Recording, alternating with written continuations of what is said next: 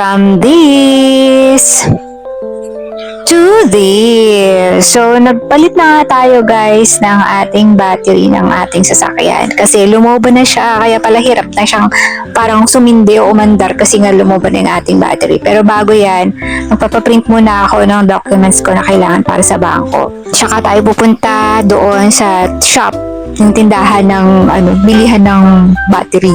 Dahil nakapagpa-print na nga ako, ayan, syempre magpapagas muna tayo. Yung gamit kong sasakyan sa ngayon ay yung sasakyan ng tatay ko kasi nga hindi nga umaandar yung sasakyan ko dahil nga tinanggal natin yung battery. So, ayan, sa GT Oil, kaway-kaway sa mga... At ayan yung bahay ng aking best friend. Best, shout out sa'yo. Ayan, umuwi na daw kayo dito sa probinsya. So, ayan, dahil tapos na tayo magpagas, pupunta na tayo sa tindahan ng, battery. So, ayan guys, nakabili na nga tayo ng ating battery. Grabe na pala yung mga, ngayon, battery ng sasakyan ngayon. Nasa 3.5. Ayan, 3.8 pala. Tapos minus nila yung 400 kasi ibinalik ko yung, yung luma, yung old ko na battery. So, ayan. At dahil nakapagpalit tayo ng battery, ayan, syempre, lilinisan na rin naman natin yung ating sasakyan. Gamit ko yung, matagal na sa akin tong, panglinis na to ng sasakyan. So, ayan, linis-linis ang ating sasakyan dahil medyo ilang araw din siyang na-stuck. Tapos, wala namang bubong yung ating parking area. Yung may bubong lang ay yung sasakyan ng tatay ko. Pero yung sa akin, wala.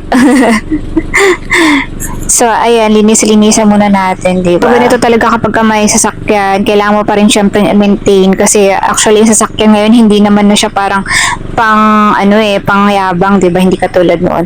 Ngayon, necessity na yung sasakyan kasi malaki na yung kanilang, silbi sa atin kasi syempre pang transpo, lalo na sa panahon ngayon. So, ayun, blessing na meron tayong nagagamit na service, araw-araw, kaya ingatan natin and, ayan, linisan, diba? Kung sana sa susunod, makakuha tayo ng sasakyan na yung e-car na kasi grabe yung taas ng presyo ng gasolina, diba? Kung relate kayo.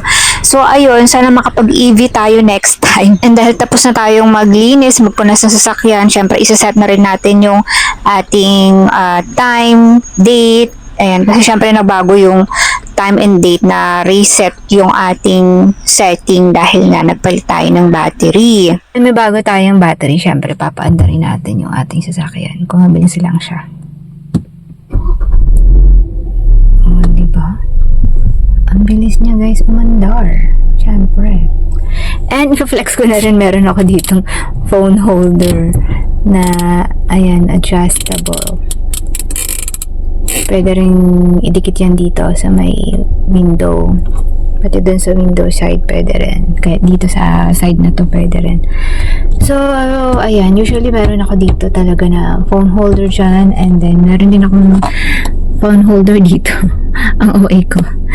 So, ayan lang guys. Share ko lang. At dahil naging productive tayo sa araw na to, deserve natin mag-iced coffee. Kaya, thank you sa pagsama sa akin. See you sa next video. Bye!